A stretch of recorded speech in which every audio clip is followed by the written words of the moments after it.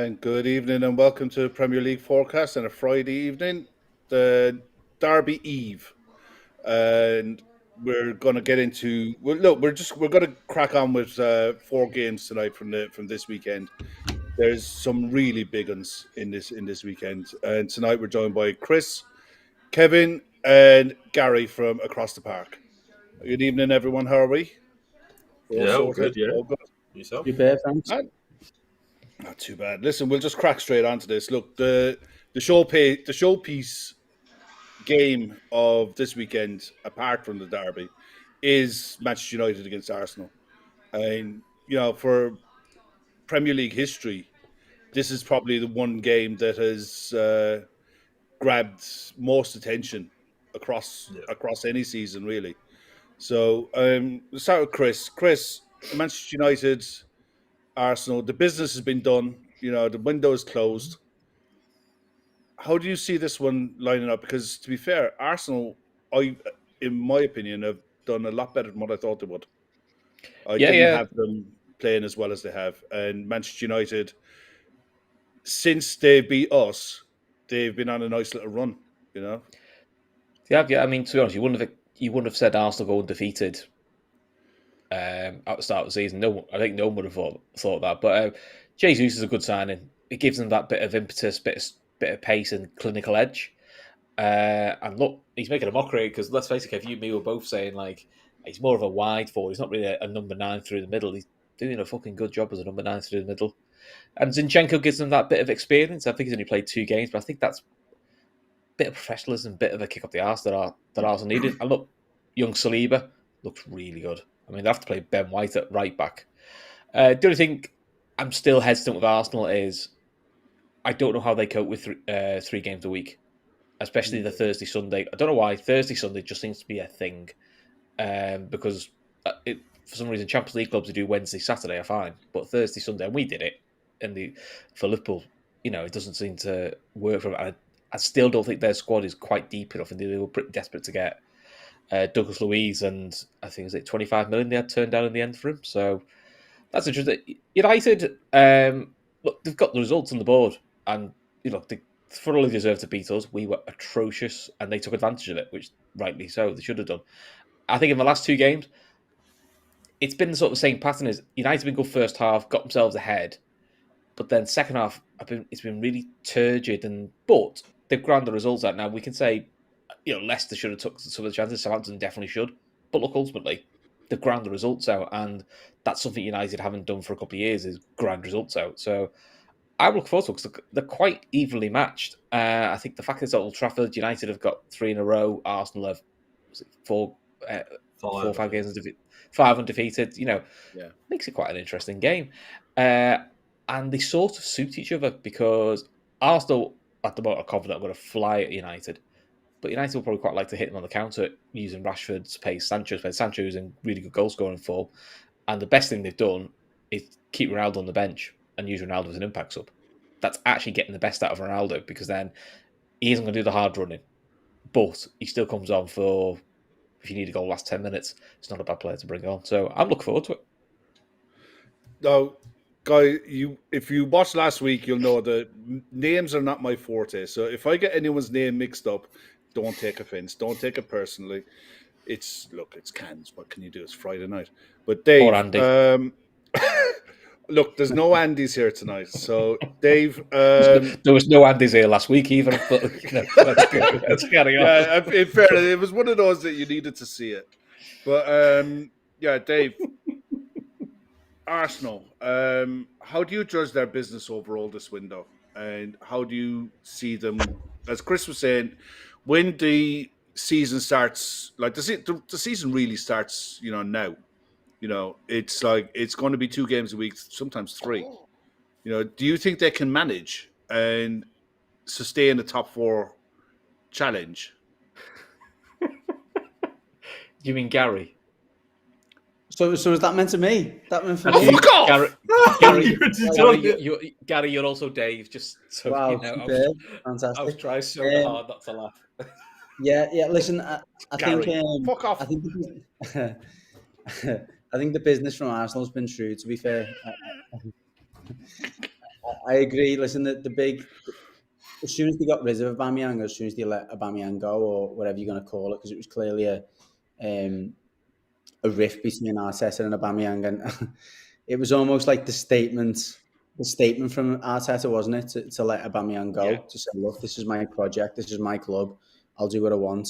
The Arsenal fans were obviously not happy with that. And initially they knew how much of an influence from a goal scoring point of view was, and I'll be honest, like a lot of people, I didn't think Jesus was going to be the answer. He's almost been kept in a closet by Pep at City, but he's come there and he's shown, even for Brazil, he wasn't trusted as a number 9, but Richarlison was playing ahead of him. So to see him come in and slot in the way that he has and to score so effortlessly, it was a massive boost for them. You know what? The best signing, even though it wasn't a signing for Arsenal this summer, or the emergence, has been Odegaard. Odegaard's been incredible. Yeah. Another player that was a huge influence for Arsenal a couple of years ago was Mesut Ozil. Again, another person who kind of split opinions because he didn't work hard and whatever, but no one could doubt that he could create a goal with the drop of a hat. He's one of them football geniuses to some extent. But obviously, he didn't off the ball fit in the Premier League. Odegaard looks like the total package.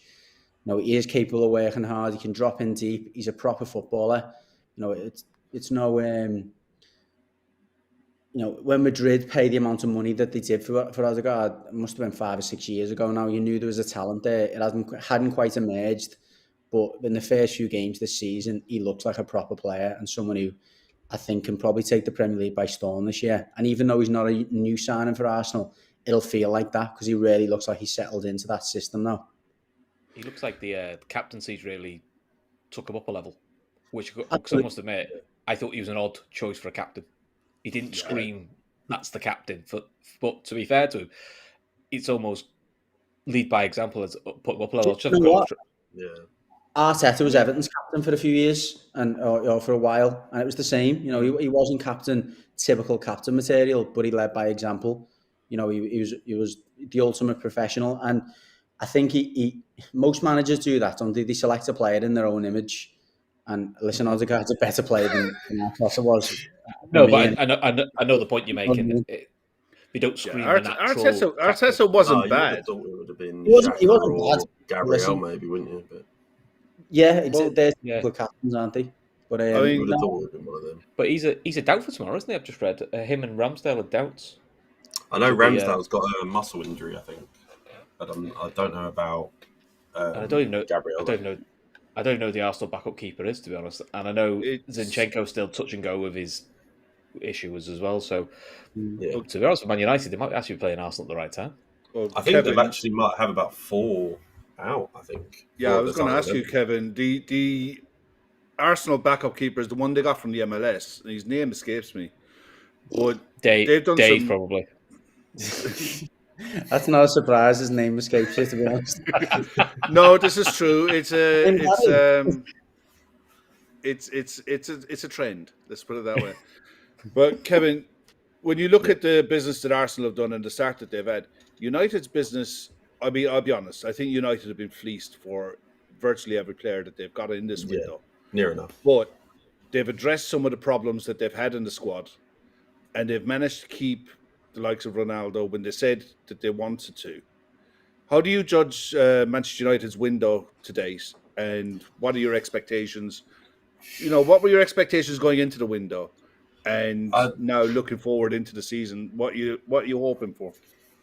I think everyone knew that United needed a lot if we wanted to get even close. I think a lot of our signings, despite overpaying for, I think everyone probably bar Malacia. I think 13 million odd was good for him, but what was it? 60 mil for Casemiro, 85 for Anthony, and round 60 for Martinez. It was a lot. But I am happy with them all. Like, I feel like we've been dying for a left-footed right winger. Like, every person we've tried to bring in for the right wing either isn't a natural player there or actually ends up preferring to play on the left. Rashford likes playing on the left. Sancho likes playing on the left. Martial likes playing on the left. No one had the right side. Sancho was meant to be that, but you can see in the Prem he likes to cut in, and on the right it just doesn't seem to work. So I'm happy with Anthony. I think Casemiro, despite maybe his age and paying him quite a lot as well, I think he's still maybe a top 3 DM, top 5 DM in the world. Like, Oh yeah, if easy. before Man U bought him, everyone was talking about how good he was in the Champions League final and that he was still on the top of the game. So I think it says a lot about Man U as well that we can still even attract players like that when we had a season like we did last year. Because I thought, Well, let's be honest. It was the money. Come on. oh, The 100% it's the money 100% it's the was money. ridiculous. I'm not United saying it isn't the money. I'm not saying it ain't the money, but I think, like, if he wanted even more money, he could have gone to the MLS or he could have gone to some other country. I think it's a bit of both. Like, the MLS. they'll depends, but for me, I think if Casemiro is a very good signing for us. No doubt about that, definitely. Yeah, and then Martinez, I think after that Brentford game, a few people looked at him a bit shaky, thinking he's been bullied by Ben Mee there. But I think since then, I think he's been probably our best player every game. Yeah, I think he's been really good. I think our window's been solid. I just think we overpaid. I was really happy with the Eriksen one, but I feel like that kind of went under the radar as like getting him on a free. I think he's been sensational for us as well. So, I mean, Eriksen's like the perfect Juan Mata replacement because Juan Mata was that professionalism that you had. The problem was his legs had gone probably 2 years ago, which is, it happens to all players. Whereas at least with Eriksen, you're going, that's kind of the steady influence you need, but he's got a lot of qualities as well. It'll be interesting. But again, the thing with United's going to be coming up is how they cope with the whole Thursday, Sunday routine. Which sometimes it works well, sometimes it doesn't. But I don't know why it does seem to be a thing, and I can't say as a Liverpool fan that it's not a thing because we had the same thing when we did Thursday. I don't know why. It just it's a mental thing of a lot of clubs. They seem to really fall to pieces with it, and I don't understand why. I actually think it's the travelling. I think a lot of the time when you play those Thursday Europa League games, it's like the travelling is brutal. You're travelling to like the other side of Europe half the time, and I think when we think about footballers, we don't usually think about the person, like individually as people. Like, I know when I go on holiday, I'm knackered after like a long flight. Like, and I think a lot of people don't look at that kind of stuff, and I think that's why everyone struggles Thursday to Sunday. But like I was saying, with the window, I'm pretty happy. I think we could have definitely paid a lot less, and I think that the same old United, where we wait until the last minute to get most of the signings over the line. And clubs just know that now, and they just wait because they know eventually we're going to go, all right then. Like we never just go, no, all right then, we won't touch him. Like we just. What I was going to ask, I was just going to ask you actually about Anthony. He hasn't got the clearance to play, or does he have the clearance to play? I think he does, but I don't think Ten Hag will play him. I think Ten Hag has been quite composed in the fact that even with Casemiro, like, we could have played him for the last 2 games and he hasn't. And I think Anthony probably won't feature just because I know he's only having his first team training session today. Like he would have only just had it, so I can't imagine he might feature off the bench, but I can't imagine he'll start. Yeah, you think if you're chasing the game the last 15 minutes, I'll be honest. I'm sure football's not that technical in the last 15 minutes is throw the winger on and just probably a little bit like Liverpool did with Diaz and probably Everton would do with Gordon if they were throwing him on, is just run it and play your natural game because with 15 minutes go, you just want to cause a bit of chaos and that's what Anthony can do for the last 15 minutes. This might be the first game where Casemiro starts. It's a bit of experience you need because there's probably expectation in United to win this because you're at home. Arsenal got a few missing. And for Arsenal, this is the first big test, because all the games they've won, they've won and you couldn't beat what's in front of you. And look, Kev, we've seen we can't beat what's in front of us at the moment of times when we should be. So, you've got to do that. But this will be interesting. Gary, actually, is this Arsenal side tailor-made for how Manchester United want to play at the minute? They want to soak up pressure. They want to play on the break. They want to use the pace on the counter. And I just think that this Manchester United at the minute are quite comfortable giving the ball away and staying in shape and relying on their pace to counter and hit size like that, especially with Eriksen's passing ability. I don't know, You know, at home, it's a different thing. No, I just think that's something of a short-term fix for Ten Hag. That's not his style. That's not what he wants. That's not his footprint. I think it's only a matter of time now that he's got the players in that he wants to start to show what he's really about. Credit to him, to be fair. Like I didn't think he would do what he done against Liverpool and would change his approach, change his style. Go long and not play out from the back. But I think that it's only a matter of time that he's going to want to go, look, I've got my players in now. Maybe it's too early to do that. But I don't know. I'm not sure it's going to be as simple or as straightforward as that. I actually think this fixture might be one where they cancel each other out a little bit. I think both clubs are in a similar position where they're quite happy now with the start. Arsenal don't want to lose. United won't want to lose. I think the two teams really would prefer to get past this game almost with the draw and go, look, neither of us are going to, like one of them heavyweight boxing fights that everyone builds up for years and stuff. And it's like Pacquiao Mayweather kind of thing. Exactly. Look, there's a lot of skilled operators out there, but I think that there's two very good coaches there as well. Arteta, to a certain extent, doesn't get that much credit because he's still not done anything as a coach. Ten Hag has done something in Holland, but still, he'll be wary of the fact that he's got to prove himself in the Prem. Although I'd love to build this up as being this, big mega goals fest and whatever. I just think it might be one of them where both teams manage. What do you think then? If you were going to, put your scores on it and see, how do you think this will end up? If it's me, I think it's either going to be 2 or 2-1 but I have to be optimistic for Man U's sake, because I also do think, as much as, like you said, I think Ten Hag will eventually want to start playing his brand of football. But I think until the likes of Anthony are guaranteed starting every game, Casemiro, until they're all in, I think he probably, especially after how shaky we were in those first 2 games, I think it's going to be right. Let's just get some results on the board. Let's build some confidence. And I think, I watched the Man U players. They defended across. The other team won a corner and they're all buzzing. The whole defence are high-fiving. It's the first time I've seen any form of passion out of Man U, players for years. And I think the game, it feels like this season so far, especially after the first 2, we're kind of going, right, let's get defending down. Let's figure out how to do that. And we'll go up the pitch, we'll figure it out as we go along. And I think sitting back for Man U could work quite well.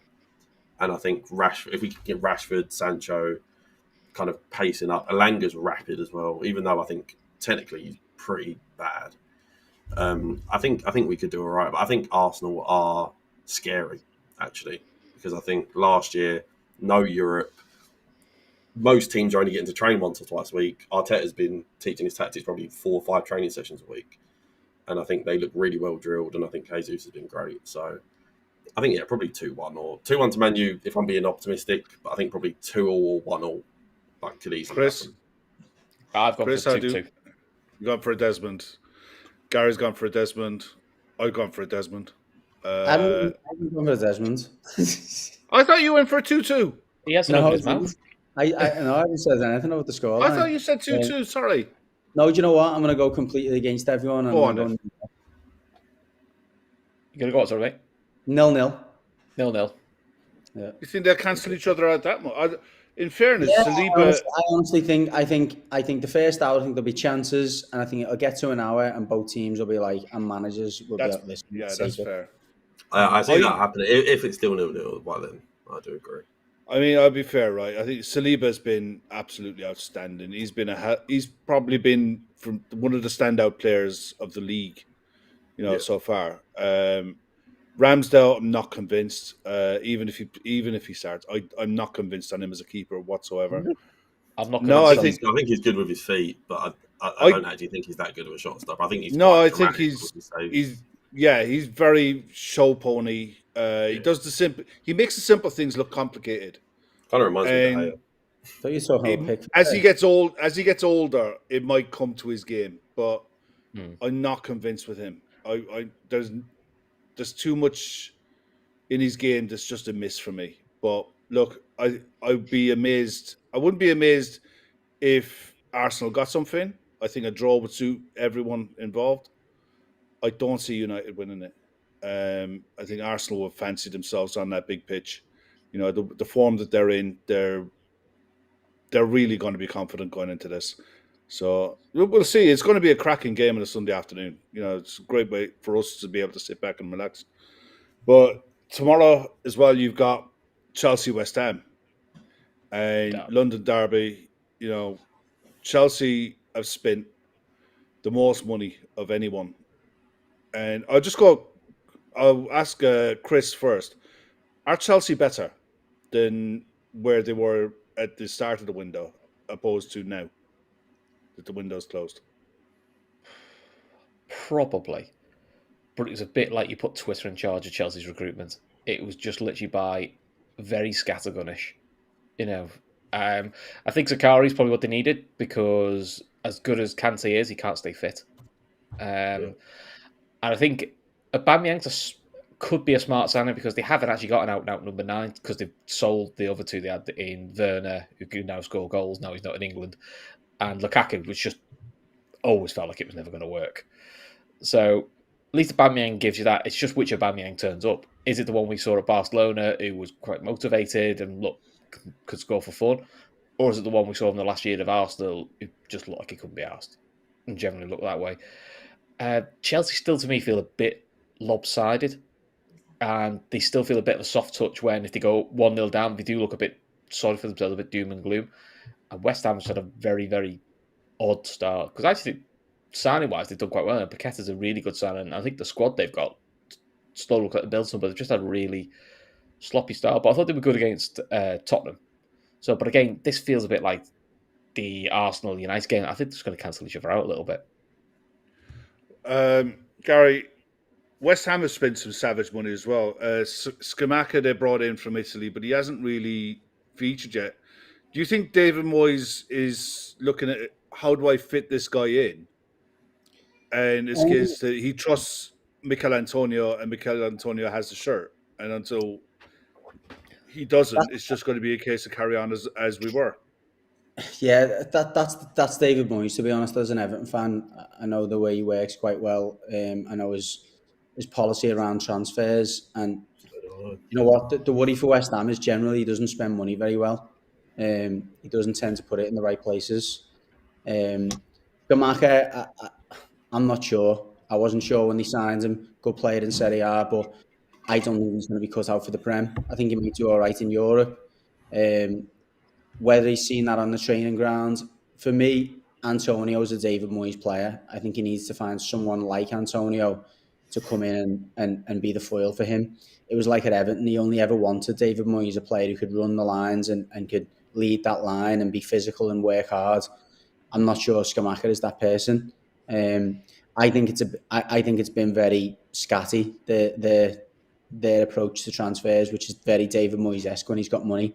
Cracking signing and Paqueta, very good player, but I think he's going to take a year to adapt to the Premier League from France. Brazilian centre mid, but coming from a very lethargic league. I think West Ham are going to struggle this year. I do. I think they might pick up a 1-0 here and there because David Moyes does that well. But I think when they come up against some of the better sides, I think someone mentioned when they were talking about the right time to play Arsenal before. I think this is a good time to play Chelsea, so we might get something from Chelsea because they're going to take a while to adapt because of all the signings that have been made. But generally, I think West Ham will struggle this year, although I fancy them to maybe get something from Chelsea whilst they're still adjusting. Kevin, one thing on Paqueta, I mean, Paqueta, Bruno Guimaraes, you know, they're similar age, similar quality, really, but different type of player, you know, different profile of player. But I 100% believe that a lot of clubs have slept on this deal for Paqueta. I can't believe that he ended up at West Ham. I think that with so many clubs, including Liverpool, who were looking for an attacking centre mid, an 8 who can do various positions, I can't believe he slept under so many radars. And he ended up at West Ham. I mean, they've paid good money for him, €60 million. But, I mean, I agree with, you know, Chelsea scattergun mental transfer policy. They've brought in 11 players. You know, they've released something like 17 or 18. They spent over $250 million. I don't believe they are better. I think they've stood still in a lot of ways. How do you see the two clubs with what they've done and where they want to be? I mean, West Ham will take, if West Ham qualify for Europe, they'll snap your hand off, at Yeah, the end of the season. I mean, I live around a lot of West Ham fans, and the general feeling is like, despite a slow start, I think everyone's quite excited. I think people like the look of what Scamacca's done when he's played in, I think it's the conference games that have happened so far. He's looked quite lively, he's scored a few. Paqueta, they're buzzing. Like, everyone is buzzing. I can't believe it was with him and Isaac who went to a Newcastle. I couldn't believe those two went to the clubs they did. Isaac was one that I wanted at Man U, like, for the future. So I couldn't believe he went. But I think Paqueta is going to be incredible for them. I don't know if it was necessarily the signing they needed. I think Ben Rama, hasn't really been given a fair chance at West Ham, and I think he's looked quite good when he has played. I think probably they needed more of a maybe backup for a right winger, but I think regardless they're buzzing. Chelsea, I think individually speaking they're better, but I kind of agree that they've kind of just seen names and gone, right, we'll have you. I think their initial transfer policy kind of flopped because Barcelona basically just took everyone they wanted. And despite I think Fofana's a great signing, I think Cucurella's looked good when he's played, but I think, what was it, near 65 million for him? That was a lot. I think Aubameyang, again, it's such a huge risk with like what one you're going to get. If you get Moody, ruin the dressing room of Aubameyang, I think that place is going to get even worse. I think if you get the right Aubameyang, it's great for them, because I think Kai Havertz as a striker is just not good at all. I think Havertz is a good player, and I think in the right system he could be good. I think maybe at a City or something where they kind of basically like last year, maybe he could have suited quite well. But I think for Chelsea, I just don't think it's really worked. I think probably a lot of those Lampard signings that haven't really worked. So yeah, I think they individually speaking are better, but it all just kind of like I kind of agree with what you said. They kind of just pick and chose who they could get that they thought would be quite good. That's fair enough. Chris, what's your score prediction? One question I'll ask all of you actually: is Tommy Tuchel under pressure? Yeah. 100%. He's got to be, hasn't he? You spend that amount of money, and I think. Go on, sorry. No, it's all right. No, I was more going to say, every time clubs take on new owners, they usually like to put their own stamp on it and bring in a new manager, do it their own way. And I think they've looked bad. I think even the second half of last year, they looked shaky. I think they lost 4-0 to Brentford as well, didn't they? I think. Yeah. So I think they look shaky as well, and I think he's definitely got to be under pressure. Like, if he doesn't step up this year, if they don't get top 4, I think he's gone. I don't think it'll take that long.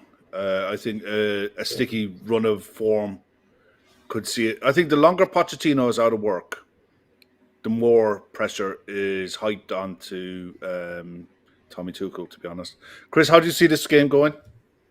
I've got another 2-2. I think it's become my favourite scoreline this weekend. But I can just see flaws in both that both teams can expose defensively. So I sort of feel like a 2-2. I mean, Southampton absolutely tell Chelsea apart. And I'll be honest, Southampton are a good side, but they shouldn't be doing what they did to Chelsea. Yeah, I think Chelsea struggle away from home massively at the minute. Gary, how do you see this one? I'm gonna go for the draws. I'm gonna go for 1-1 this time. I think West Ham will take a lead, and in typical David Moyes fashion, I'll probably try and hold on to the lead for too long, and Chelsea's firepower, despite it being somewhat unbalanced, might just come through and get them points. Yeah, no, I think Sterling has been a good signing for them. Aubameyang might complement Sterling, actually, the kind of runs that he makes as opposed to Kai Havertz. But it'll be interesting to see how they adapt to their midfield. That's, to me, is Chelsea's weak link. Kevin, how do you see this one going? I actually think West Ham will win. I think it'll be 2-1. I think they've got Chelsea have got this mismatched back line where no one's really played with each other, and I think West Ham will get them on the counter. And I think West Ham generally actually do quite well against the big teams as well. And I think Chelsea looks so vulnerable. So, yeah, I think it'll be 2-1 West Ham. And Chelsea's home form last year was Chelsea's I home form think was they had terrible. worse than Everton, I think, didn't they? They won 8 games at home, I think, all year. Yeah, Cheers, which is very to be fair, the Chelsea we've known for the last 10, 15 years, that's very un-Chelsea. Like Chelsea away used to be the fixture nobody wanted. The bridge was the fortress, wasn't it, when you went there? It's going to be an interesting one for sure. I think it's going to be a 1-1. We'll see how that one goes. But now we have to do the housekeeping stuff. So, Chris, over to you, Sunshine. No pun. Just go and do it. No pun. Just get and do it, mate. Come on, Kev. You're slacking tonight already and making me host. So, and I'm already getting names wrong. So, well, you've got to do that even if you weren't hosting. To be fair, but, right? That's fair enough. Yeah. So our favourite first, IP Vanish. So just you guys know by now, if you're browsing online using incognito, you're not actually protecting yourself. So what you actually need to do is get yourself a VPN. Otherwise, you're basically giving all your private data, passwords, communications, browser history to all undesirables. That's from hackers to advertisers. So if you get yourself a VPN, you are 100% encrypted. And we've got a deal with IP Vanish, which is going to give you 70% off your yearly plan and 30-day money-back guarantee. And with the IP Vanish, you can use it on unlimited devices without sacrificing speed. So that's on your computer, your tablet, your phones, or Fire Sticks, and use it at home or while you're out. These guys are rated 4.6 out of Trustpilot. So if you want to get the offer, it's ipvanish.com/daytrippers to claim your 70% of savings. That's ipvanish.com/daytrippers. So there's one. Right. And next one is, as we all know, UEFA football's back. So it's now being streamed live on Paramount Plus. So that's 9 months. So you got 9 months of really exciting football. We can watch Benzema, can Real Madrid keep hold of the European Cup? All the likes of Liverpool, Man United, Chelsea, PSG, Barca be able to take it off them. So don't miss any of the action and make sure you sign up to Paramount Plus, which starts on the 6th of September. So get yourself an IP Vanish, sign up to Paramount Plus. Jobs are good. Right. And my one's BetterHelp is BetterHelp.com is a mental health platform that provides online mental health services directly to people who are in need. The online counseling and therapy services are provided through web-based interaction, as with face-to-face communication via phone, or you can do it on text. There's various ways to contact them. They always look to try to set up a counselor within 48 hours to guide you through if you're struggling at the minute. I mean, it's one of those things as guys mainly who will be watching this, but everyone in general goes through a rough time mentally. You go to the doctor if you had a bad back or if you had a sore knee, but who do you talk to when you're not feeling it yourself? So these guys provide online therapy services with video, phone, live chat therapy sessions. If you want to do it on camera, you can. If you don't want to do it on camera, which a lot of people will be comfortable with text, they provide that service as well. For all our listeners and viewers, they get a 10% off their first month with betterhelp.com/daytrippers. As betterhelp.com/daytrippers. Okay. And we are back. And we are back with some fantasy football. How you guys do it? Gary, do you do fantasy football? I do for my sins, yeah. Despite how hard I try and study, I just always seem to make the wrong picks. But yeah, I do, yeah. How are you finding it yourself, Kevin, this season? I am bottom of my friend's fantasy league, and I genuinely get at least 3 messages a day just taking the piss out of me. So I enjoy it, but right now it's quite sad. But I do love it. So, Chris, have you quit yet? No, I'm still doing it. You think I had quit when you look at the state of my fucking team, but I just don't get fantasy football. I got Gav bullied me into this about 2 years ago, and I haven't got a bloody clue. I'm in one in work, and one of the women in work doesn't know how to play fantasy football, so she asked me to do her team. Her team is doing better than mine. Fucking fuming. How's that work? I made the big mistake of not putting Haaland in, I know. and I've paid the ultimate price for that. Even So bigger I've just mistake got to accept it. putting Salah in your team. Yeah, I had Salah and Kane, and I'm pretty sure both of them combined have had less points than Haaland. So it's just sad. Haaland is an absolute machine at the minute, especially for fantasy football points. For a guy who doesn't touch the ball that often, he is absolutely flying it. Now, I don't know if I know where I am in our league, and I know the league. I think it's got about 600-700 people in it. I'm about 400 not. So I'm only at 380. I'm only at 380, Kev. So between the two of us, but not great. No, we're shite. We can sometimes we can talk a good game, but we're absolutely shite at it.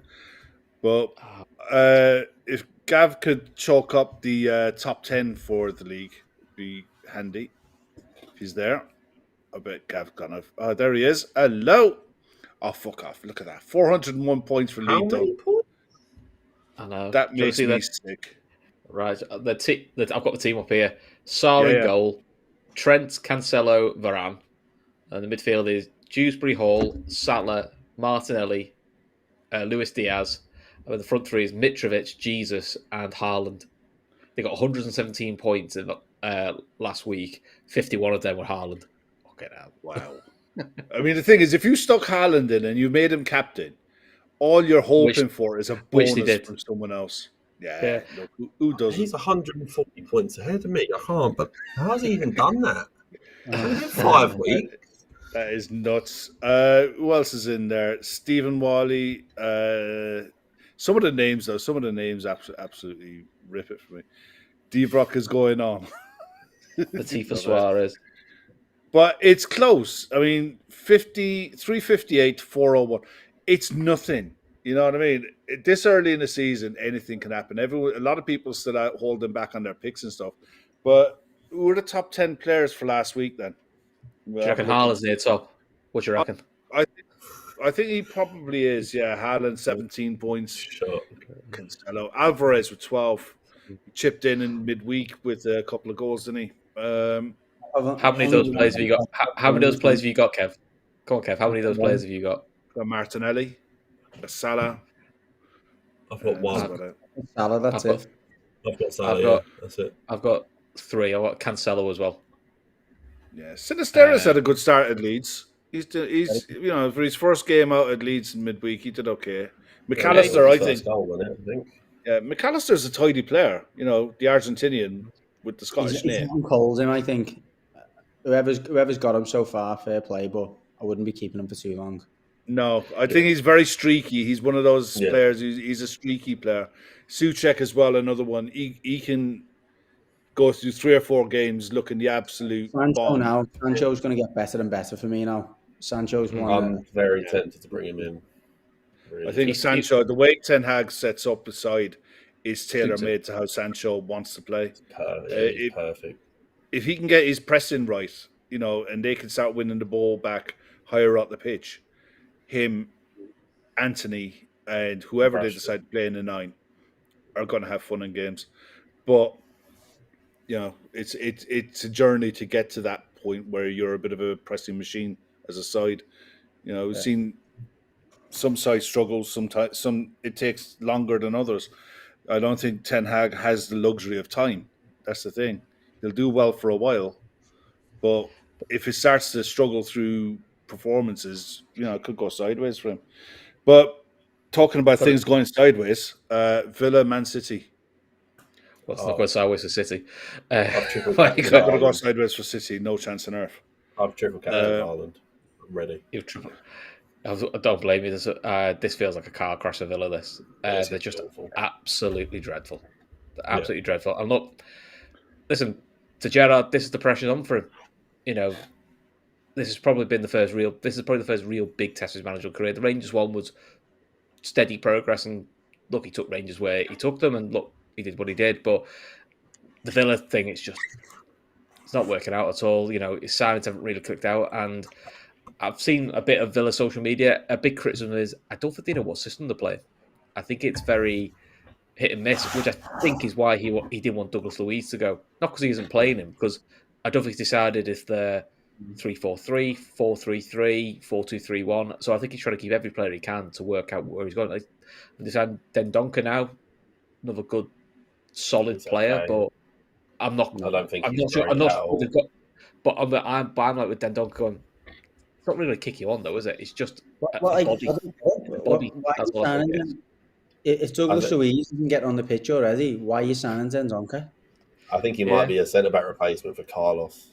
That's the only thing I can think, right? Like, They signed the centre-back as well. I might have got it wrong. They moved they've signed Bednarek as well, haven't they? That's it. Yeah. I thought, he's not great. He's not great either. But admittedly, I think Bednarek was bought because you don't expect your number one centre back to snap his Achilles in his first game, which happens. That's what I mean. But, so why Dendoncker then? If Dendonker's I don't get it. And it just feels like a body. Especially when you feel like they've got Kamara as well. Like, I think he's way too good for them. The way I look at this with that signing, anyway, they need to go stronger in midfield. I don't think he trusts Coutinho. I think Coutinho has been the one player of all of them that has completely let him down. But it was obvious what was going to happen. Phil Coutinho, since he's left Liverpool, has been he's just sinking. He's never produced anything remotely close to the form that he showed with us, and never consistently. He's shown flashes, but he's never been consistent. I think he's lost a yard though with those.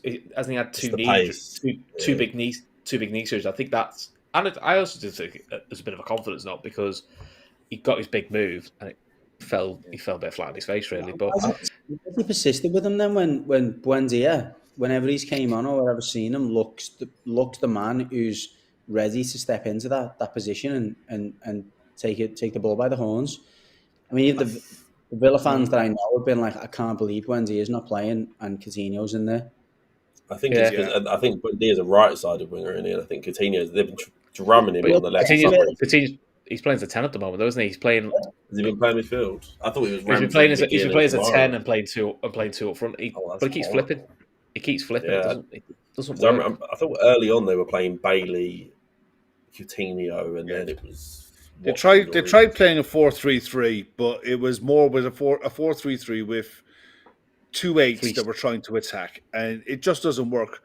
It exposes their centre backs too much, and they don't know if they want to play a 2 up top with Ings and Watkins. They don't know if they want to play a 4-3-3. They're not settled on anything, and at least I suppose with this Dendoncker signing, he can go with 3 solid centre mids if he wants to, and try to protect what he has, and look to try to exploit sides on the break with the forward 2 that he has. But I don't think he's going to get the chop unless he gets absolutely mullered by City. But I think he's seriously under pressure. I think the whole thing, they look lost, all of them. I think the players don't know what to do. I think even Jacob Ramsey looked a shadow of himself. Like, I think he had quite a good first half of the season last year, and I think McGinn is well off it. I don't think he's been good for a while now. I think there was a couple of rumours about him to United 3 or 4 years ago, and I was praying that didn't happen. I think McGinn's a player, but he's lost his way. Yeah, I think he's just gone. Ramsey's, what was he, 19? Ramsey's 19, really So again, 19-year-olds, and Liverpool have got to be careful of this. So this is not me even saying it to have a dig. You've got to pick your moments when they're just about to go off the boil and take them out. Otherwise, you end up. The classic example, Kev, for us was do you remember Insua, the left back we had years ago. Yeah, highly thought left back. Really, he looked all right, but because we had nobody else, we played him for a whole season, and you could tell after 10 games he needed to come out because his head had gone and he was struggling, and we didn't, and you ran him into a ground, and that's the risk with Jacob Ramsey is at some point you've got to take him out. But at the moment, they have no one else. He's probably one of the most crazy players they have because McGinn's not doing it, and that's the double-edged sword you've got with a young player. And their backup's terrible. Their backup for that position is awful. Like Douglas Luiz is more of a backup for Kamara, isn't he? Gerrard's he's also killed himself because he's made McGinn captain, and he took it off Mings, and it was a proper public decision, and it was controversial. So you can't now drop him, can you? So it's like No. it's really No. The fact that he did it so publicly, I'm surprised that he didn't try to get him out of the club. You know, he didn't try to sell him on Tyrone Mings. It was just one of those ones because Gerrard made such a big deal of taking the captaincy off of him. It was almost an arrogance from Gerrard that, look, I'm taking the captaincy off you. It's my decision. I'm giving it to John McGinn. But I'll be the people manager now, and I will get the best out of Tyrone Mings. It just made no sense to me. I think the best thing that could have happened there was early in the window, make that decision and move Tyrone Mings on. If you didn't fancy him as There's a way, or you could take the captaincy off. Lost against Bournemouth. They lost against Bournemouth, which put them under the cosh, and then Diego Carlos gets injured. So it's like it was the perfect storm, wasn't it, in terms of him not being able to sell him. So I think you're right, and I think in an ideal world, Gerrard would have done that. But those two things meant that it was almost impossible for him to do. But Jake makes a point there. Yeah, Jake makes a point in the chat there. Gerrard and Rodgers to swap jobs over the next couple of weeks. Gerrard won't get anywhere near the Leicester job. Gerrard won't get near a Prem job with the way it's been going. No, and I don't think he should. I don't think he should. But Brendan's lost 9 in the last 15. Brendan's another one who's on thin ice, and the way he spoke out last night in his post-match about not being backed, it's what Parker got sacked for. Brendan's got a bit more credit in the bank with Leicester to a point, but I think that credit is definitely wearing thin. I don't know if Leicester have got the money to sack him. Yeah, it's going to cost in the region of 20 million apparently to get Brendan out of the club. That's right. It's not that Leicester maybe don't want to sack him. Maybe they don't, but if they do, I'm not sure they've got 20 million, and I think they're in that double-edged sword of. But if we don't sack him, we might go down, and then that's a lot more than 20 million. Do you think they're looking at it going, if we get rid of him, who do we bring in? Yeah, Poch isn't going to go to somewhere like Leicester. No. There isn't anyone that they could probably get in that is any better. No. I agree with him to an extent that team needed money. Like the fact that Drewsby Hall was like a guaranteed start. Like I think he's a good talent, but the fact that he's starting every single game guaranteed is an issue for them. But listen, Michael is an issue as well. Let's just have a quick go around the houses with a predictive scoreline. How many are City going to win by, Chris? 4-0. Could be 8. Gary? Go with 4. I'll go 4-1. I think Villa might get a goal. Oh, probably an own goal. One of them score themselves. I'm going 6-0. And you know what? It wouldn't surprise me. Battered. I think they're going to get battered. Do you think it's possible that Pep might rest and rotate players in this game with Europe in mind? No. Not I think it might be the next one they might do, but I don't see it happening. They've got Tottenham. They've got this game. They've got Champions League, then they've got Tottenham. They've got enough depth to not have to rest players. Well, it's actually quite thin. It's quite thin, actually, isn't it? I think they've only got 19. But look at the strength of those 19 though. No, I agree. The thing is, those 19 very rarely get injured. Probably the only one who's got a bit of an injury doubt over him at the moment is Phillips because he's picked up another shoulder injury. But in general, Rodri doesn't get injured very often. You know, that helps because then you don't have to worry about depth too much. It's more the centre backs in their mania, really. That's the one I'm thinking of. I wonder if Pep would pull Haaland from this one and give Alvarez. I mean, Alvarez's pace against Mings he'd have a field day. But he might think like a rest Foden and start Mahrez. It doesn't really. It's not really like a drop off, is it? Oh no, I've got to start Riyad Mahrez. You know what I mean? So we've got a 4-0, 2 4-1s, and a 6-0. Yeah. So I'd go higher, but good luck, Stephen. Steve is going to be. I think he's very lucky that Christian Perslow is at that club at the minute because I think he'll shield him a little bit, but that won't last for long because the owners of Villa are two of the richest people in the Premier League. You know, they will not tolerate the level of spending that they've laid out to not get a return. They're only going to put up with a pet project of Steven Gerrard for so long. Yeah. I agree. But last but not least, tomorrow morning, Derby Day. Gary, how are you feeling going into tomorrow, mate? Dreadful. Really? Yeah, look, I never look forward to a derby. Don't get me wrong. 2 hours before the game, when I've had a couple of drinks, I'm probably starting to get up for it and get a little bit excited. But I'm never looking forward to a derby. Not least, certainly in the last 10 years, it's been even worse because we really struggle to get anything when there's a crowd there. Anyway, take all the crowds away and we can do all right.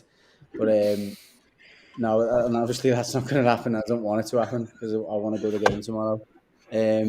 No, I'm not looking forward to it. And I know you aren't. Look, I know your line's going to be, we're not firing anywhere near all cylinders, and we're struggling here, and we're struggling there. No, there's still a lot of moving parts in this Lampard team. Lampard still doesn't know a lot about some of the players. He doesn't know what shape he wants to play. We're struggling to score goals. We haven't really got a striker. Even if we played the only striker that we've signed, who's Neil Maupay, who's not going to set the world alight, we're probably losing something that has actually hurt you. So I really don't know what he's going to do tomorrow. We previewed it on our podcast a few hours ago, and he's got a little choice almost to go with the same lineup that played Leeds. Even the new signings we've got in, they're probably Is it not just going a to be. guy? Is it just a guy registered in time? Yes, they're all Yeah, they're all he available. wouldn't have had a problem. That would be the only one for me. Would be Idrissa Gueye for Tom Davies, mainly because Davey starting. what was that? Sorry, Is Davey starting for you guys still? Davies. Yeah, I can't stand Tom Davies. Jesus. Exactly. That's where we're at It's the really moment. rough. Yeah. I mean, I think he's the one. I think he's the one you can wind up for Everton. So probably starting Gay over him is probably a blessing, really. I mean, Gay's a good player as well. To be fair, Yeah, I do like the number 8 you've got. Is it Unana? Is it? Unana, yeah. very Big, very big good. money for him. He looks like I saw his interview. I think it was after his debut. Spoke really well. Quite mature head. I thought there's definitely a player in there. That's what Everton used to do under Moyes. Is you would get those sort of signs where you go like, oh, he's good. That's what you sort of build up for. It was like young, but you build them up. That's what Everton were really, really good at. And they kind of went away from that model a little bit. Yeah, Chris, just want to read this comment out from Antico to get the message out that on the 9th minute in tomorrow's Blues v Reds at Goodison, no Everton Liverpool songs, Merseyside, R.I.P. Olivia. Look, Yeah. it's the one thing I suppose when they call this the friendly derby. When you're on the pitch, you'll battle like crazy, and you want to win nothing more. But two clubs that bind as one for a city, it doesn't happen anywhere else. I lived in Bristol for a long time. The two clubs wouldn't do that. It's rare. And Everton and Liverpool, when there's tragedy, when there's something like this, the two clubs speak with one voice. Gary, I hand it over to you, mate. You're in. Yourself and Chris are living there, so the floor is yours. Look, it's I couldn't agree more. And our podcast is obviously Reds and Blues, having a banter, having a chat, and sometimes we'll rip each other so bad that you want to kill the other person and whatever. But when it comes down to it, we're good mates. We're like family, and when one of us is down, and whether it's our group of mates or it's someone who lives near you or someone in the city, it hurts. It does hurt, and it's been a really difficult time on Merseyside. Difficult time to be a Scouser because it's some of the stuff that's gone on has been unthinkable, and when children are involved, that gets to everyone. When you hear of someone's child being caught up in something that's of that nature, that you can't help but think about what if that was me, or that was my young my child. So every fan look across the country would feel that, but I agree. Look, as a two fan bases and rivals, we're Scousers above all else, and we do have that identity, and nobody wants that to continue. and whatever it takes tomorrow to get that message across that it's not acceptable, and whatever gang stuff you've got going on, the children and innocent people can't be caught up in it. That message couldn't be any more important. So whatever we've got to do as two fan bases and as two clubs tomorrow, we must do. Yeah, Chris. Yeah, I mean, obviously I'm not from Liverpool, but you know, I've got Scouse wives, Scouse in-laws, and Scouse father. But yeah, I mean, I was at the Liverpool game when it was Paul Reece James's family were at that game. You know, we played Z cards for that one, and you kind of thought, you always thought in your head is, you know, you don't want to hear anything like this again. But you know, a 9-year-old girl, you know, so my daughter's the same age, same name, so it sort of strikes at home. He says, like, shit like this shouldn't really be happening. It's mental. It's absolutely mental. But the one thing, that is the one thing, as much as Liverpool Everton don't like each other, you know, and it's probably not as friendly as it used to be. Things like this is where these are the football isn't the biggest thing in your life. And look, I'm sure there will be a tribute on 9 minutes. I have no doubt it'll be impeccably done, because it always is when Liverpool Everton go for these sort of things. But it's just really horrible that stuff like this still happens, and it shouldn't do. You know, poor kid. You know, poor family. Yeah. You know, it's horrible. I mean, Kevin, you're a pretty relatively young guy. You know, at 23 years of age. It's that this kind of look, we'll talk about football in a minute, but this type of culture across the UK, it's deemed as a young person's disease almost. You know, it's been prevalent really in, you know, probably from the generation that you were in school up to today and going forward. How is it, you know, you're part of the FIFA community, you're a content creator, a coach, and a top player. But what is it about, you must come across this kind of stuff in your working life as well as your social life? I mean, how has it gone to where it is now? I really don't know. For me personally, it hit home a lot. A lot. My whole dad's side of my family are all Scousers. I'm up in Liverpool quite a lot, and well, when I heard what happened, I just couldn't believe it. I think the world has become quite an odd place, and but when I was younger, like, we left our front doors open, and now you don't. I don't even speak to my neighbours, and I think it's horrible. But even for me, I grew up in a rougher area of London. I got stabbed when I was 14. So it's one of them where the world is just, it can be a really horrible place, and I just feel awful for everyone involved, really, and I just wish the best for Olivia's family, and it's just, it really is horrible. Well said.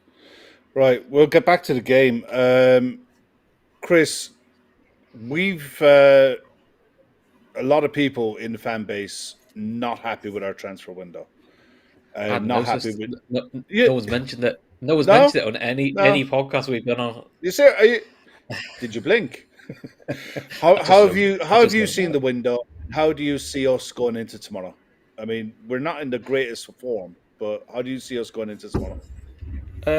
Window wise, I'd said to you at the start of the summer we needed 4 in.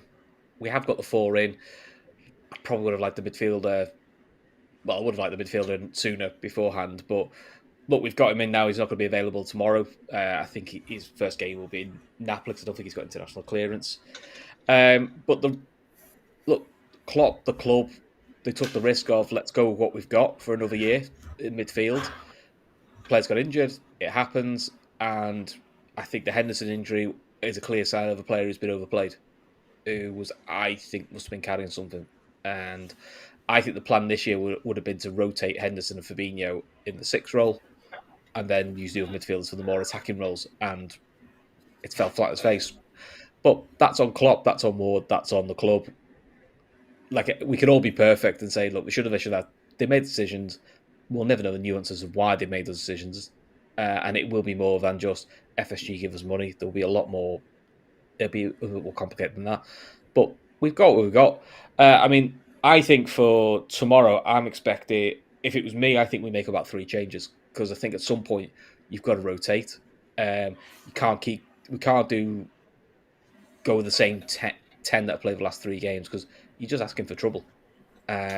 So people will go mad. I think this has got James Milner style written all over it because I don't think you throw in 2 19-year-olds in a derby because I just think it's fraught with getting caught up in the emotion. We saw Darwin Núñez do that. So, and I think we're going to rotate one of the fullbacks because at some point you should do. It's probably going to be Robertson because we've got a more experienced backup in Tsimikas. I think Trent's going to play, and he's bang out of form at the moment. Really bang out of form. I thought defensively he was all right against Newcastle, but he couldn't pass the ball 2 yards, and that was, the opposite. So I'm sort of thinking. I was going to say, what would your lineup be for tomorrow? I would go probably Alisson in goal, Trent, Gomez, Van Dijk, Tsimikas. I think the midfield will be Elliott, Fabinho, Milner. I think Diaz and Salah play. I've got a feeling he throws Núñez in from the start because I think he wants Firmino to start Napoli. And I think that's more because I think for Napoli away, I think you want Matic playing and I think you want Firmino playing. More Firmino just to keep on the ball. You actually want Firmino for his off-the-ball stuff. Look, Núñez, we need fresh legs. So big physical lad up front. Let's see how it works. I mean, Gary, correct me if I'm wrong, but I've never been a fan of Cody in a back 4. Back 3 works really well. I don't think he's built for a back 4. Some players aren't. Like David Luiz always look great in a back 3, look shite in a back 4. And that's just certain players. Listen, Gary may tell me now I'm talking about my arse. Actually, he's been really good as a back 4, and I'll stand corrected. I don't watch Everton every week. I think for Liverpool, the keys are 2 wide players, Salah and Diaz, because Everton have got good young guys, but the young fullbacks. And I think you've got to try and target the inexperience where you can. Gary, I watched the Leeds game and Patterson really impressed. I thought he was really good. Mikalenko, I think it's pronounced, on the other side. Yeah. Solid, decent enough fullback, to be fair. The 2 of them have cemented their place in the side. But do you think, do Everton go with a back 4 or a back 5 tomorrow? And the front 3, do they go with the front 3 like they did against Leeds and play on the break? I think because of the injuries we've got at centre-back, Mina, Godfrey, Holgate, and the fact that nobody trusts Keane. I don't even think he trusts himself. It's going to be a back 4. There's no doubt about that. I agree with you. Patterson looks a player. He looks a real player. And to be fair to Lampard, I think he's recognised that although Dwight McNeil has not been fantastic creatively, and I don't think anyone outside of Frank Lampard was expecting that. He certainly puts the work in and he covers Patterson very well and he protects him. So he's allowing Patterson to really be aggressive on them overlaps and he should have really won the game for us at Leeds. He got himself into a very good position in the area, one-on-one with the keeper, should have scored, but no doubt he was man of the match by a mile for us and a very, very top prospect. But I also agree that he can be got at because of that. You've seen it with Trent, not least because of the fact that Trent isn't a natural out defender. But if you get that high up the pitch and you're constantly having to recover, it's difficult to then be in a great position to defend all the time. And if you've got Mo Salah coming the other way, it's going to be or Diaz. Sorry, depending on it's probably Diaz isn't on that side. There's going to be an issue there. I said in our preview for the podcast, Diaz is probably my biggest concern. Trent, we know, can score from anywhere, can pull a rabbit out of a hat. We're going to be defending, I think, a lot of that game very deep. Diaz's strength is coming in on that back post, ghosting in on that back post, getting in between the full-back and the centre-back from crosses. That's where I think that Patterson, with his inexperience, will maybe get caught out rather than that obvious ball over the top.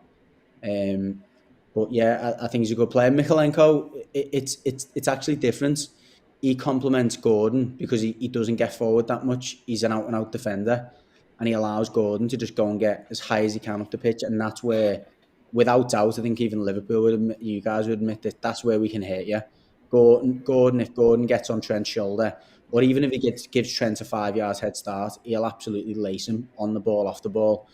And that's where we've got to try and expose you guys. But it's interesting. Look, it is interesting. I It's one thought of the them. way you Well, set up against Leeds was exactly how you're going to set up against us. It's this Dwight McNeil has always been one of those players. He's got a really good left foot, but he's painfully left-footed. I mean, yeah. his right foot is for standing on, and that's it. Yeah. You know, it's but he can deliver a ball. He Mm, can set Gordon off if mm, and Gordon on the break is lightning. mm. Damari Gray as well through the middle, more than likely. More than likely, only because of the fact that he does work incredibly hard. I think for the outsiders looking in, you think of Damari Gray as being this really like, he walks when he hasn't got the ball and he comes to life when the team have got it. He does work. He does work hard. He puts a shift in, and I think the high line that you guys play and the fact that he can time and run, he can get in behind. He scored, I think, at Goodison against you last season, Yeah, where he just broke the line quite easily and slotted it under Alisson. He's got that in him. He pretty much scored against Leeds. That was a ridiculously tight VAR decision. But I think that's what pips him against Morpie is that he will play on the shoulder. He will work hard off the ball. He knows the system. It allows us to play more of a fluid front three. And you've got, two players certainly in Gray and Gordon that can break that high line quite easily, and that's why he probably plays. yeah. Well, Kevin, you're the neutral in the outfit. You've heard both arguments. How do you see tomorrow going? It is a really, really odd one, actually. I think Liverpool obviously should win it, and I think they will. I don't think Liverpool have played really well, really all season, bar Bournemouth, who, I mean, I think pretty much everyone's going to have a good game against them this year. Like I said, I think Trent's been quite bad this year. I think a lot of people targeted him. I know Man U did. I remember seeing the Hayes pass chart. We basically just dropped it on top of Trent's head the whole game and just kind of went down there. I worry for Everton just because I think they've got a lot of people like Gary said who work hard, and I think a lot of people put a lot of effort in, but I don't think there's actually a lot of quality, like in terms of finishing a goal or even really creating a lot. I like their midfield though. I think they've got a strong midfield, and I think if they're going to get a result, I think that's where it will come.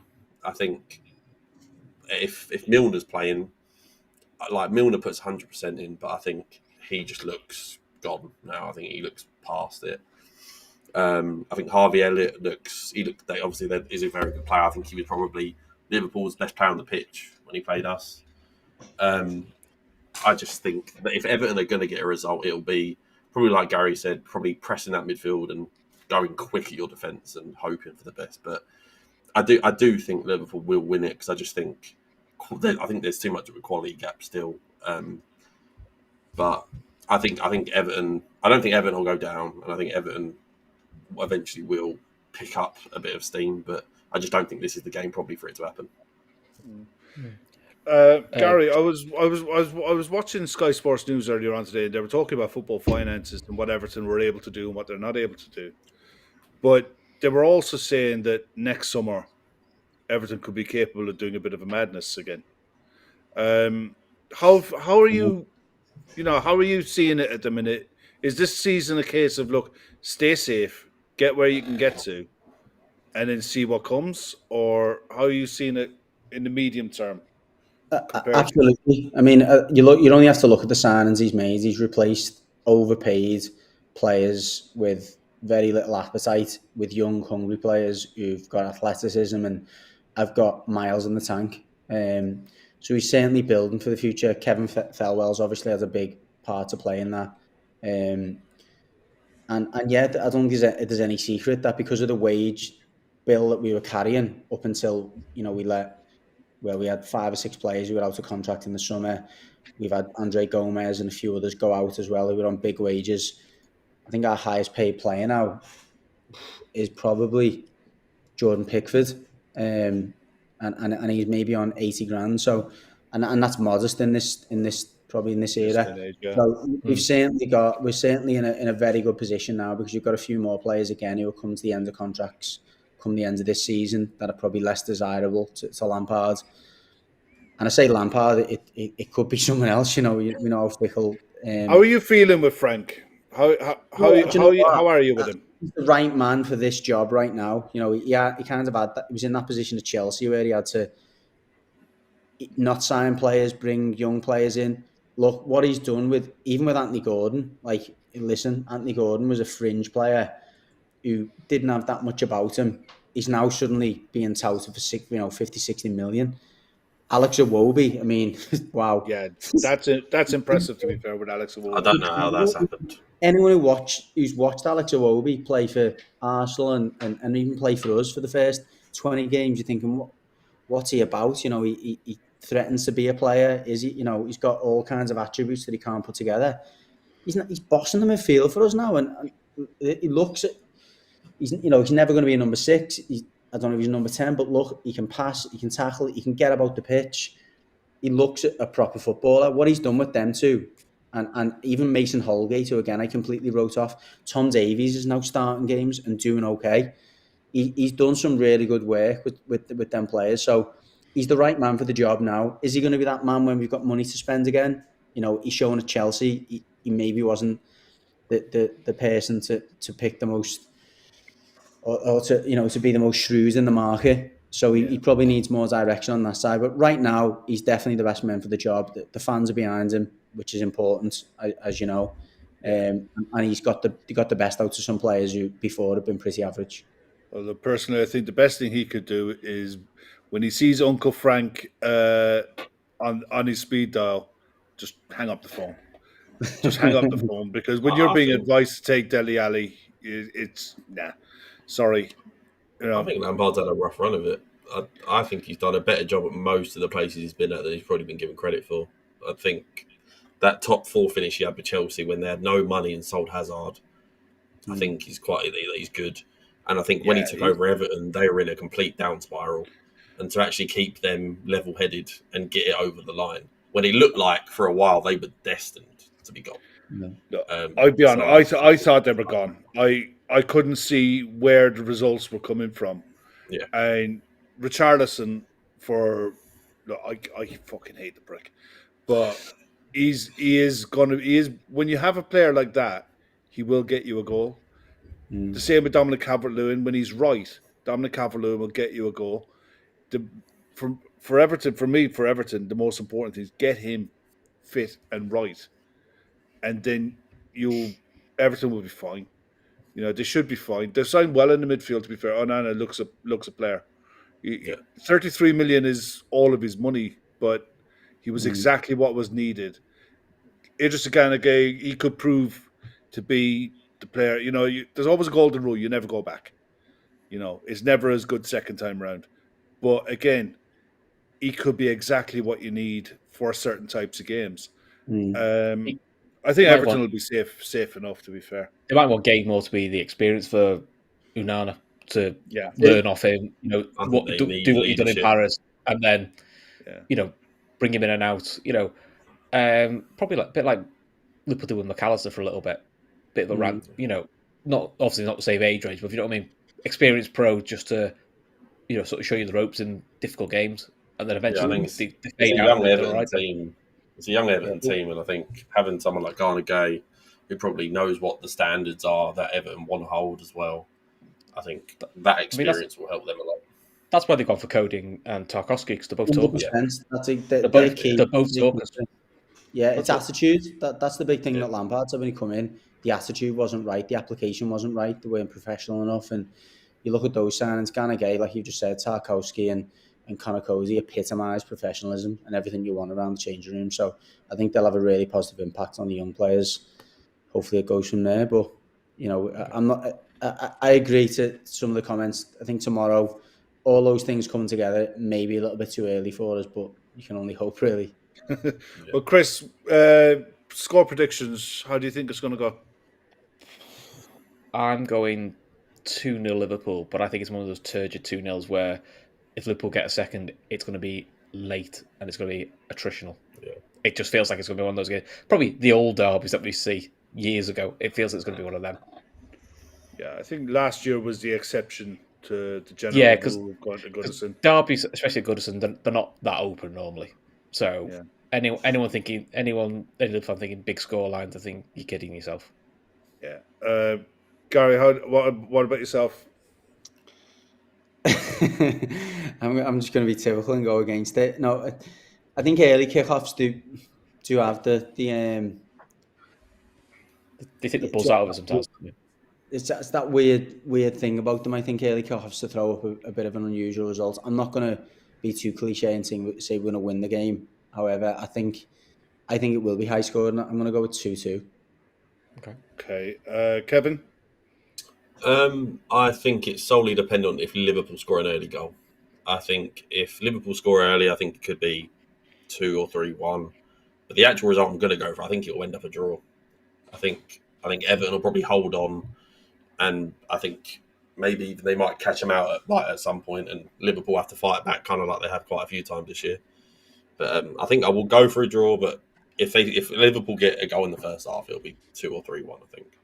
Yeah, I think I've got a 2-1 Liverpool, but this Everton side are a side you don't want to go behind to, because I was actually impressed. I was impressed with the shape that they kept against Leeds. They were really solid and structured and organised, and they wanted to be in that shape. You know, they were comfortable in that shape, and the threat is always there on the break. Gordon is rapid, you know, and that once you have that, that's a serious threat. Some people in the chat, Avon the Third saying we get beaten 1-0, but he's banned. Archie Dula going 3-1. R. Allison saying 0-0 or 1-1. Chris, we need a win. You know, we've had a shocking start of the season. We need to get a run going, mate. Yeah, we need a win desperately. I forgot to ask you actually, Chris. Your scorers for tomorrow. Do you think Nunez starts? Yeah, I think no starts. I'm going to go for a Salah double. Okay, Gary, you went 2-2. Who's getting your goals? I think Connor Cody's going to get one. I just think there's something poetic about it. Yeah, that kind of is, isn't it? Football has a fucking habit of doing that, doesn't it? It does. Yeah. And I also think Patterson will get on the score sheet as well. I think he's shown that he can get forward, he can get on the box. I think it'll be 2 less likely scorers for us. Interesting, Kevin. Who do you think gets the goals tomorrow? I think it'll be Diaz for Liverpool, because I think he's looked probably their best player this year.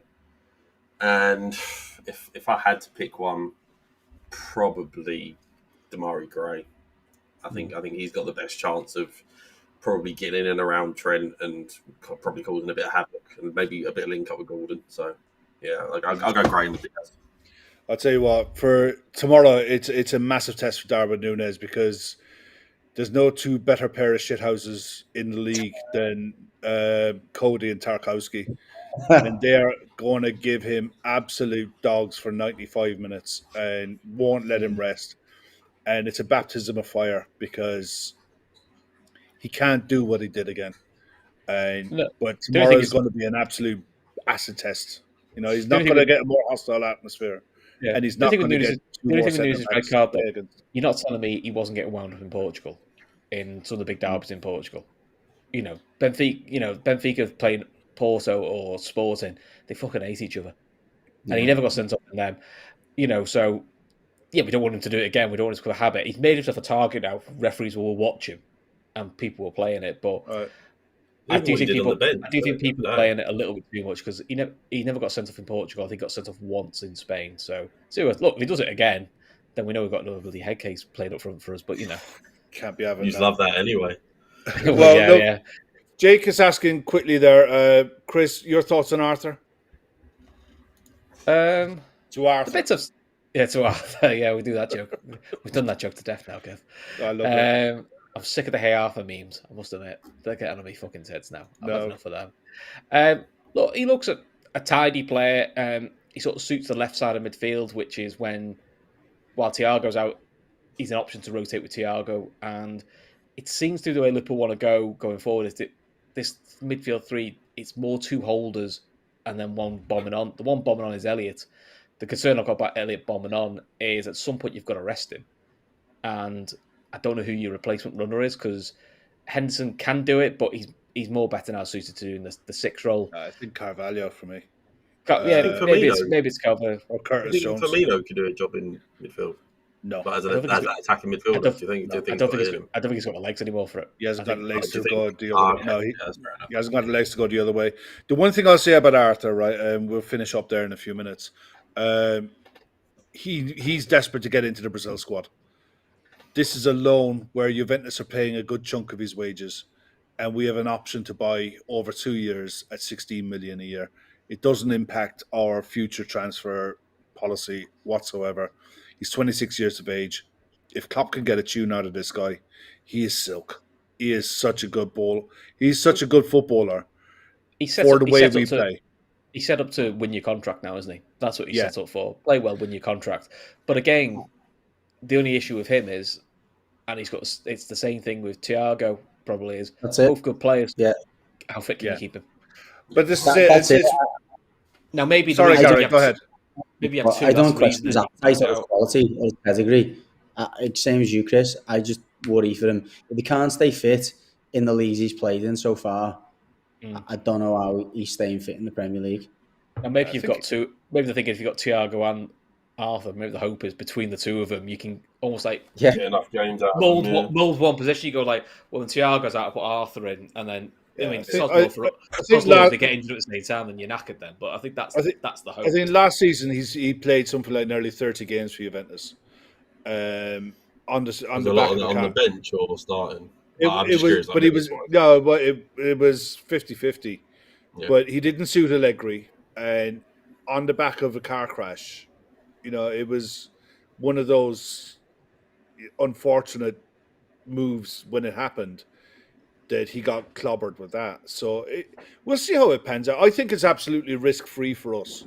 If it doesn't work out, then go back to Juventus. Thanks very much. I think he's an ideal. I think he might be an ideal signing for Europe.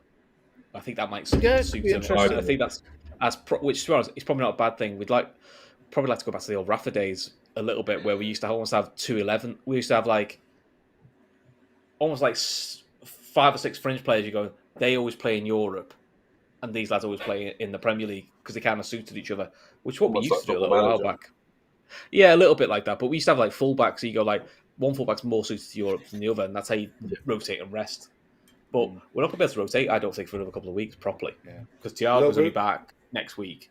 Yeah, it's going to be a while. I mean, we're going to finish up there in a minute. The only thing we want to touch on is you obviously now there's no way for you guys to give us money, which is good. Super chats are all turned off. But if you are that way inclined, then please go into the link in the description for Bobby's Wish to Walk. It's for a young kid. I think Bobby's 9. He needs an operation in the States to help him to walk properly. At the moment, he suffers from spasticity in his legs, which causes him great pain and great discomfort. Not that you'd ever know it by looking at his face. The kid is just like an absolute bundle of life. But he needs 150,000 euros. Now, as it stands, the last time I looked, it was up at 125, I think. So it's the last push. It's the last 25 grand, and maybe less now. But we're desperate to get Bobby to the States. So any donations, it's 5ers and 10ers that are going to get him there, lads. That's what it is. It's 5ers and 10ers. Currently, 131,000 euro. So that's 19k. 19k to go, and that will get him his operation. It will get his family with him. It will pay for their accommodation while they're there. It will also help. It'll pay for his physio when he returns, which is really important. I know more than most what it's like to have a child who's going through that kind of stuff, who's going through hospital treatment, and the bills don't stop. You know what I mean? All this stuff adds up. So any donation is really, really gratefully appreciated. If you can't donate, we know times are hard. Please just share it across your socials. If just copy the link, slap it into your WhatsApp groups. Just say to your lads, look, have a look at this. If it's something that interests you, donate. If not, just share it around. And that's how it'll get there. And we'll get into 150 quid, 150 grand. And you can go on have his operation, come back and have a happy Christmas. And you'll see like we've seen with Sienna before, it's life changing. It really is. So great that wasn't be able to watch her walking to school for the first time. That's what you wanted, wasn't it? That's the sort of things you want. If you see Sienna's socials now since she had her operation, she's running around like a lunatic. Definitely, yeah, basically like a child should be. That's what you want. All the kids over here are back to school, I think, this week. So Sienna would have had her first day of school, if not yesterday, maybe today. So keep an eye on Sienna's socials for the videos of her walking into school, because you guys in the chat and everyone who's contributed helped make that happen. Be proud of that. It's an amazing thing that you guys have done. But on that note, I want to thank Gary from across the park for coming on. Really appreciate it, Gary. Sorry for getting your name wrong at the start. Kev, it's your first time on the channel. Hope you enjoyed it. Listen, thanks very much for coming on. Yeah, a lot of fun. Kev, I appreciate it. Where can people find you and what you provide? Mostly just on my Twitter, Clutch_FIFA, if you're interested in FIFA. I'm a professional FIFA player, coach, and just try and help people out. So if you're interested in anything FIFA related, that's where I am. And football. I love my football. So yeah. That's the thing. Everyone buys the game, but most people who buy the game are football fans first. Exactly. So we all give it a go, but not many people get to the level where you're at the minute. So, and in fairness, I've watched Kevin's content for a while. If you go onto his YouTube channel, I'm sure next year with FIFA 23 coming out, there's going to be tips and tricks and stuff that he'll be able to show you to help you make the game a lot easier for yourself. So that mainly, so you don't have to spend money on FIFA when you're playing it. You buy the game, that's enough. You don't need to spend money on it anymore. And people like Kevin will be able to help you to show you how to run your accounts so that you don't have to spend a bob on it and you can end up with great stuff and really enjoy it. No worries, mate. Gary, where can people find you? It's the easiest place is our YouTube channel, to be fair, Across the Park Podcast. Plenty of content on there. So many interviews with ex-pros and coaches and just sometimes famous fans of both Everton or Liverpool. But a lot of the time it's just banter between mates. Again, Blues and Reds just ripping the backside out of each other, which is always fun viewing. What's that to like? Yeah, exactly. And it's Twitter at Across the Park PC. And same with Instagram and Facebook if you're that way inclined. Well, guys, please go and follow their channels and give them a subscribe and help them out. And I tell you, it is really great content. It is fantastic stuff. Chris, we're back tomorrow for a post match. Please, God, be in a good mood. I can't be dealing with more. Let's be honest, Kev. The first couple were brutal, weren't they? Those post match. I nearly handed him a notice. I swear. What, even after the 9-0? No, that was the first. When it was Kev 1-1 literally messaged Newcastle. me and said, "If we don't win this one, I'm not coming on." And they won 9-0. I've been the blue lads. Jesus Christ! When it was 1-1 with Newcastle, I was worried. When it was 1-1 at Newcastle, I thought I'm not ready to face this lot. I was just like, nah, I've had enough. That's just doing a show with me. We'll be back on tomorrow to do the post-match. Gav and the lads will be back on Sunday with the Fatback 4, and next week there's going to be a full week of content as we always provide it. Thanks very much to everyone for coming on. Chris, you were going to say? Hopefully have a women's show. Trying to get that recorded next Thursday, so hopefully get our first women's show out probably late next week as well. Yeah, Reds. Where our first home games next week? Who's that with? And where is it? No, away at Reading, first game of the season. Then we're at home to the champions Chelsea the week after, which is going to be brutal because Chelsea women are ridiculously good. But then we've got at the end of the month it's the Derby at Anfield. So that's at Anfield, isn't it? Yeah. Yeah, tickets still available for that. I think it's only like £7. It's £7, pound. A couple of kids. So I'm taking my daughter to it. So you get to go to Anfield. I think it's a big allocation for Everton. Everton women did really well last year. So and I think it's the first time we've had a derby at Anfield for the women for about 3-4 years. Interesting. Everton won that one as well, quite comfortably. Yeah. Well, look, on that bright note, we're going to finish up for tonight. Thanks to everyone in the chat. I'm still not good at reading all you guys' comments, but look, I'll get there. Thanks very much to everyone who's joined, and good night.